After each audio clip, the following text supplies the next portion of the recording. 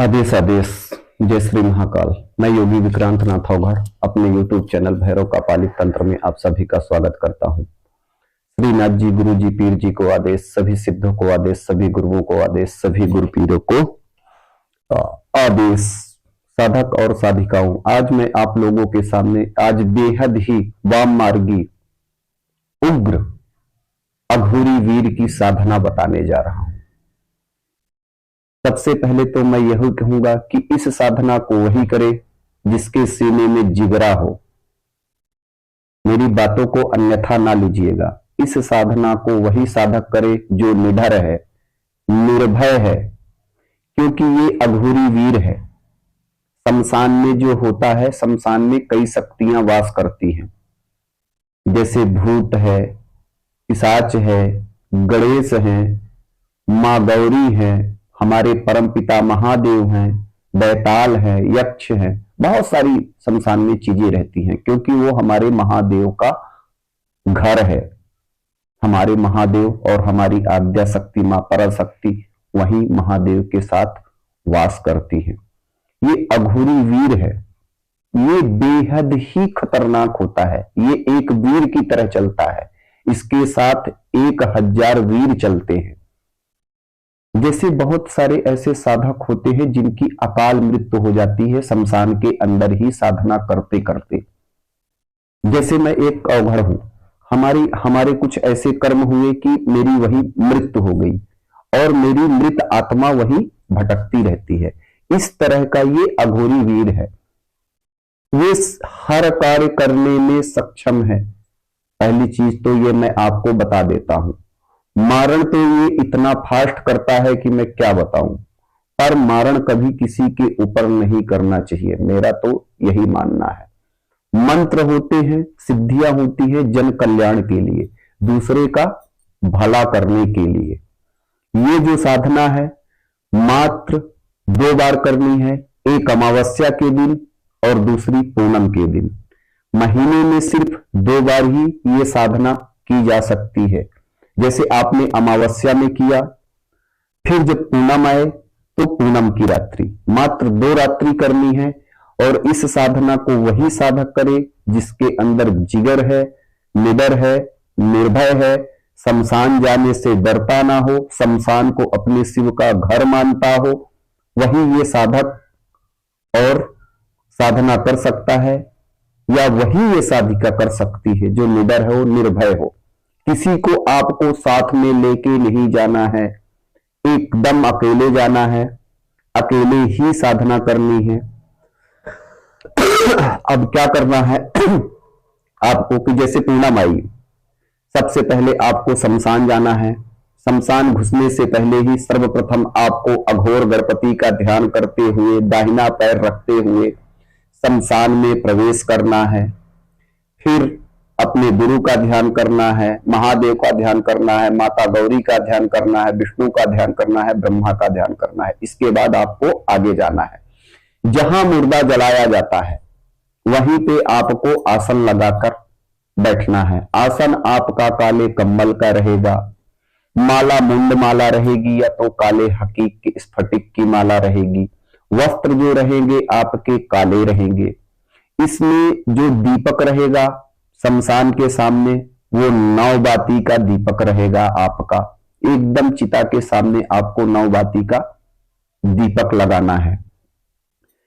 कच्चा मटन लेके जाना है, उसमें उबली हुई उड़द, थोड़ी सी उड़द पका लेना है आपको घर पर और उस मटन के साथ मिक्स कर देना है। कच्चे मटन को, उस जो आपने उड़द उबाली है उसको कच्चे मटन के साथ आपको मिक्स कर देना है। और जो मंत्र मैं आपको ये अघोरी वीर का डिस्क्रिप्शन बॉक्स में दूंगा, वहां से आप ये मंत्र ले लेना। और 12 बजे रात्रि से सुबह 4 बजे तक आपको ये मंत्र कंटिन्यू पढ़ना है। जब आपकी एक माला हो जाए तब आपको एक आहुति और थोड़ी सी मदिरा डालनी है। फिर जब आपका एक माला हो जाए तो एक आहुति और थोड़ी सी मदिरा डालनी है। ऐसे करते करते आपको जब 4 बज जाए तब तक आपको यथाशक्ति संकल्प लेना। जब आप इस मंत्र का संकल्प लेना तो यथाशक्ति लेना, कि मतलब जहां तक मेरा सामर्थ्य है मैं वहां तक करूंगा। आप देखेंगे कि दूसरे पहर में जब 1 और 2 का बीच का समय आएगा तो हजारों आत्माएं आपके सामने आएंगी, पर वहां पर जो एक भस्म रमाए और बेहद ही विकराल रूप में दिखेगा वही अघोरी वीर है।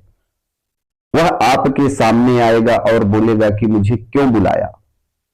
तब जो भी आपके कार्य हों वह अपनी बुद्धि और विवेक से बोलते हुए, कुछ मैं ऐसी चीजें हैं जो मैं यहां पर नहीं बता रहा हूं, अगर जिनको संपूर्ण जानकारी चाहिए वो मुझसे, जब मैं मंत्र दूंगा डिस्क्रिप्शन बॉक्स में, तो साधना से संबंधित जुड़ी हुई जानकारी अघोरी वीर के बारे में मुझसे आप पूछ सकते हैं।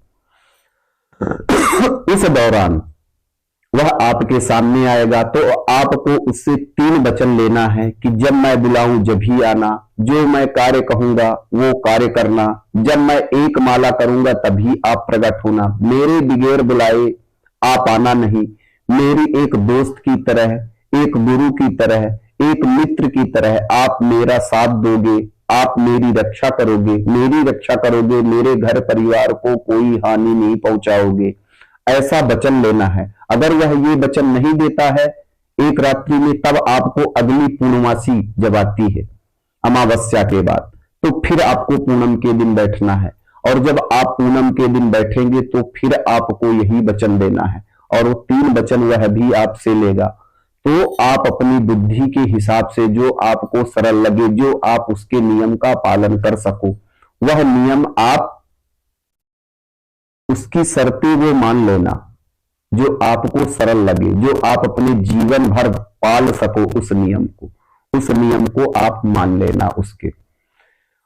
और दूसरी सबसे बड़ी बात है कि इस साधना को वही साधक ट्राई करे जो गुरुमुखी है, अथवा ट्राई मत करना, नहीं तो उसका जिम्मेवार मैं नहीं हूंगा, क्योंकि साधना देना मेरा काम है, साधना की जानकारी बताना मेरा काम है।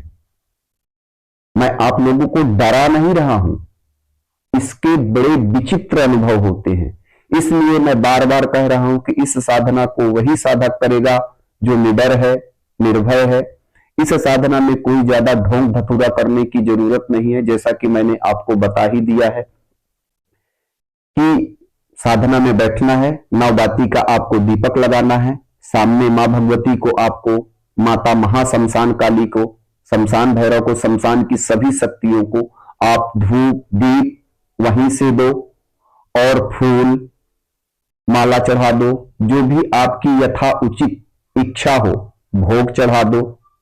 पर जब आपकी 1 माला पूरी हो तो कच्चा मटन और जो आप उड़द पका कर ले गए हो उसकी 1 आहुति 1 माला पे, ऐसे आपको 4 घंटे जप करना है। आपको दूसरे पहर में ये अघोरी वीर की दर्शन होंगे, और ये हर कार्य करने में सक्षम है। अपने साधक का विषम से विषम परिस्थिति में भी ये साथ नहीं छोड़ता है, क्योंकि वह जब आपसे जुड़ जाता है तो उसके मोक्ष के रास्ते खुल जाते हैं। जितना ही आप जब तक करोगे वह उतना ही बलवान होता जाता है, और आपको अच्छी और बुरी सभी चीजों को बताता है। ये दूरगामी होता है, क्योंकि ये प्रेत से भी ज्यादा बलिष्ठ होता है। ये आप जान लो, कहीं से भी कुछ भी लाने में सक्षम होता है, कहीं से भी जहां से ये जो चीजें लाता है ये उधार के तौर पर लाता है। तो आप इसको ये वचन देना कि मैं आपको आने वाले समय में, अगर आप इससे कुछ मंगाते हो तो आप इसको ये वचन जरूर देना कि मैं आने वाले समय में इसको आपको रिटर्न कर दूंगा। ये बात आप विशेष ध्यान रखना, लालच मत करना। अगर लालच करोगे तो इसका हर्जाना आप भरोगे, आपका कुल भरेगा, आपकी पीढ़ी भरेगी। इसलिए इस साधना को बड़े सोच समझ कर करना, गुरुमुखी हो तभी करना, गुरु की देख रेख में करना, गुरु की सानिध्य में करना। कर तो कोई भी इस साधना को कर सकता है, ये मैं नहीं कह रहा हूं कि कोई नहीं कर सकता। जो जिगर वाला है, जो निडर है, निर्भय है, जो साधक साधिका, वो जरूर कर सकते हैं। एक चीज विशेष ध्यान रखना, जब तक ये साधना आपकी पूरी ना हो जाए तब तक आपको किसी से इस साधना के विषय में चर्चा नहीं करनी है। 24 घंटे पहले से आपको मौन हो जाना है, मतलब सारा दिन आपको किसी से बात नहीं करनी है। इस साधना का ये सबसे कठोर नियम है। एक गुप्त बात मैं आपको बता रहा हूं, इसको विशेष ध्यान रखिएगा कि जब आपको ये साधना अमावस्या में करनी है तो सुबह से ही आपको बात नहीं करनी है जब तक आपकी साधना संपन्न नहीं हो जाती। और अगर आप एक दिन मौन नहीं रह सकते हो तो आप इस साधना को मत करो। अपने आप को साधक मत कहो कि आप 24 घंटे तक मौन नहीं रह सकते हो, बगैर बात किए नहीं रह सकते। आपको मोबाइल का यूज बिल्कुल नहीं करना है जब तक आपकी साधना संपन्न ना हो जाए। सारी सामग्री आपको एकत्र कर लेनी है या तो लिख लेनी है पर्चे पर और ये साधना करिए। और मेरे चैनल को आप लाइक करिए, सब्सक्राइब करिए और अपना प्यार देते रहिए। दूसरी सबसे बड़ी बात है, आप लोग वीडियो को पूरा नहीं देखते हो तो वीडियो को पूरा देखा करिए। और आदेश, जय श्री महाकाल, जय श्री महाकाली।